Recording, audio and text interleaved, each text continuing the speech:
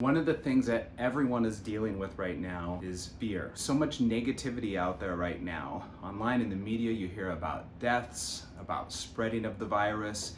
All over the place you hear this, and unfortunately negativity is a lot more newsworthy than positivity is. At the same time, I mean, there's really good things happening out there too. A lot of people are coming together more than they were before. There's a lot of recoveries that you don't hear about, and I wish there was a little more positive news out there. But fear is just one of the things we have to deal with during this. Fear seems external, but it's internal. Fear is an emotion, and we don't have control of the external world, but we do have control of our internal world. And fear can be a good thing, but the problem with dwelling on fear is that it cripples us. And so 2 questions for you today. 1, what do you say to yourself, and what do you focus on? And those 2 things has a lot to do with how much fear we experience.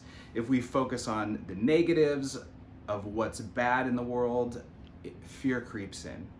And if we say negative things to ourselves like, oh, I'm gonna get sick, or things aren't going so well, or I'm concerned with the economy, that seeps into us as fear too. So I wanna challenge us all right now to ask yourself 2 questions. What am I focusing on? And what am I saying to myself?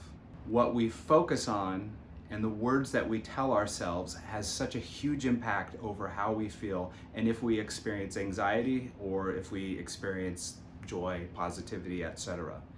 So if you find yourself feeling fearful or worried, think about what you're focusing on in that moment, or what you're telling yourself in that moment, what words you're thinking to yourself in your head. And if it's negative and if it's fear-based, shift it. There's a verse I love from Proverbs that says, anxiety weighs down a heart, but a kind word cheers it up. The words we say to ourselves make such a big difference.